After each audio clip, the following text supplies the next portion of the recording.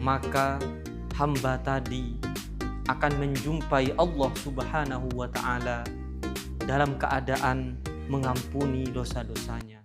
Assalamualaikum warahmatullahi wabarakatuh.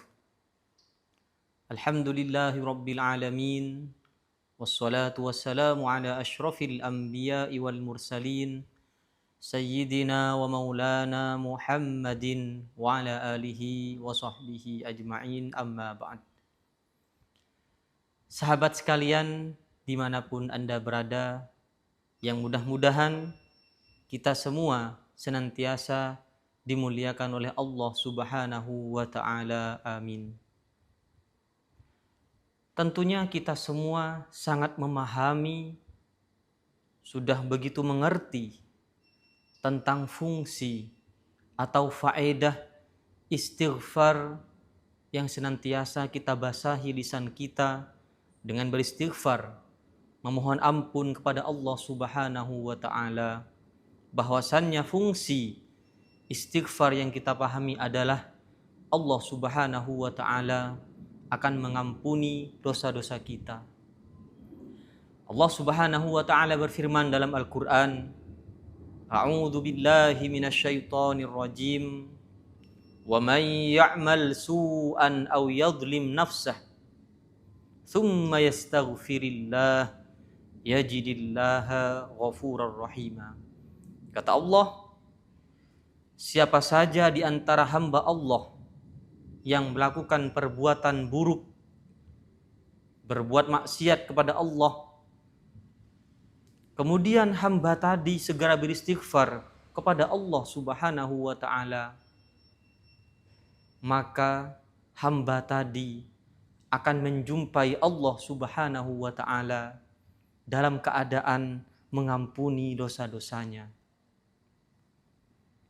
Inilah fungsi istighfar yang kita pahami, bahwasanya Allah akan selalu mengampuni hamba-hambanya yang ketika ia melakukan perbuatan dosa kepada Allah, kemudian hamba tadi segera meminta ampun kepada Allah Subhanahu wa Ta'ala.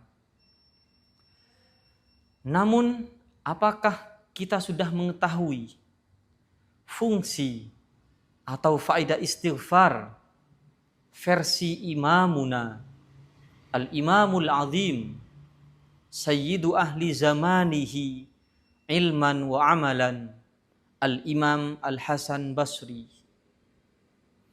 Suatu ketika ada salah seorang mendatangi Imam Hasan Basri. Orang ini mengadukan nasib kepada Imam Hasan Basri tentang kefakiran yang ia alami, tentang kemiskinan yang sepanjang hidupnya kemiskinan tersebut selalu menyelimuti orang tersebut. Kemudian Imam Hasan Basri memberikan resep kepada orang tersebut agar orang tadi menyukai istighfar, istiqomah beristighfar kepada Allah Subhanahu wa Ta'ala. Kemudian setelah itu ada orang yang kedua juga mendatangi Imam Hasan Basri. Kemudian orang yang kedua ini juga berkeluh kesah, mengadukan nasib kepada Imam Hasan Basri tentang paceklik yang berkepanjangan yang dialami oleh negerinya, tentang kekeringan yang melanda negerinya. Kemudian Imam Hasan Basri memberikan resep yang sama agar orang yang kedua ini gemar beristighfar kepada Allah Subhanahu wa Ta'ala.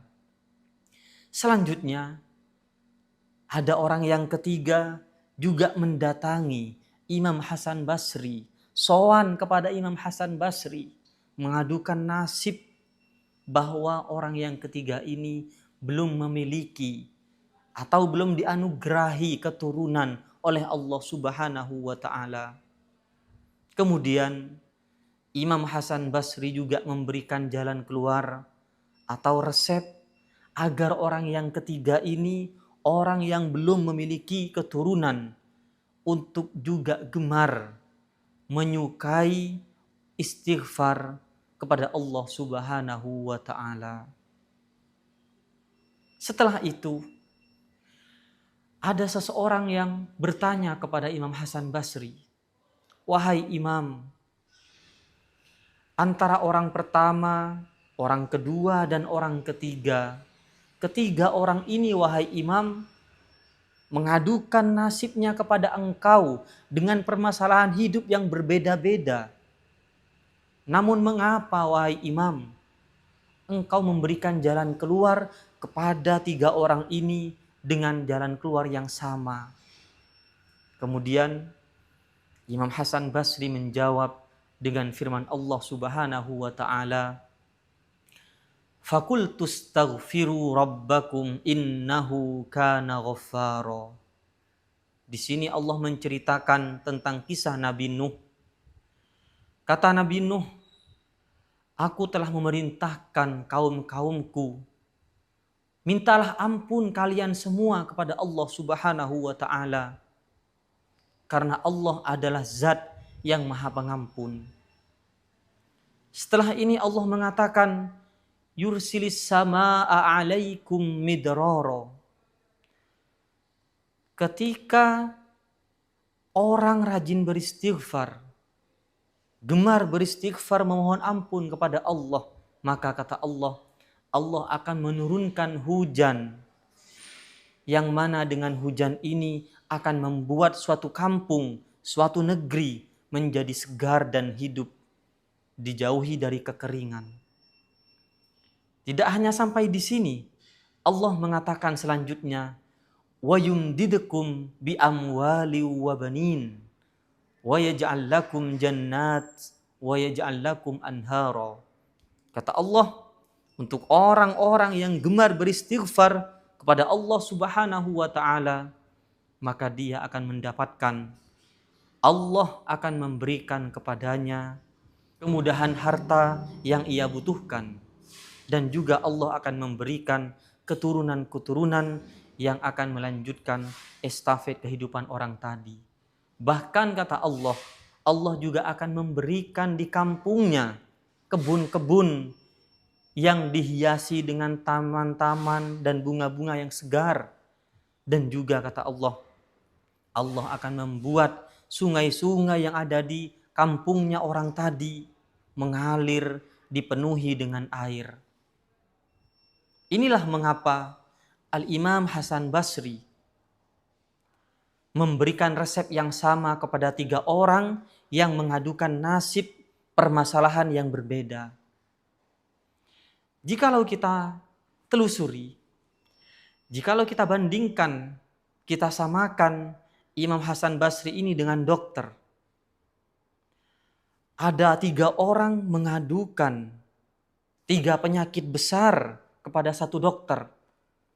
Kemudian andaikan dokter tadi memberikan resep yang sama, tentunya dokter tadi akan diberhentikan, akan dicopot jabatannya oleh IDI, Ikatan Dokter Indonesia. Karena mengapa? Karena mana mungkin tiga penyakit besar kemudian diberikan obat atau resep yang sama. Akan tetapi inilah kecanggihan istighfar yang telah Allah ajarkan kepada kita. Istighfar yang senantiasa kita gemari bukan hanya membuka satu jalan keluar, akan tetapi istighfar yang telah Allah ajarkan kepada kita menyimpan banyak kandungan-kandungan jalan keluar yang akan kita dapatkan dari Allah Subhanahu wa ta'ala. Dan juga inilah kedalaman akal seorang Imam Hasan Basri memahami ayat yang telah dibacakan tadi, bahwasannya istighfar yang telah diajarkan Islam kepada kita mengandung banyak rahasia-rahasia, mengandung begitu banyak jalan keluar yang akan kita dapatkan dari Allah Subhanahu wa ta'ala. Mudah-mudahan Allah Subhanahu wa ta'ala menjadikan kita hamba-hambanya yang gemar, yang menyukai istighfar kepada Allah Subhanahu wa ta'ala. Sekian dari saya. Waffaqanallahu wa iyyakum ila thoriqihil qawim. Wassalamualaikum warahmatullahi wabarakatuh.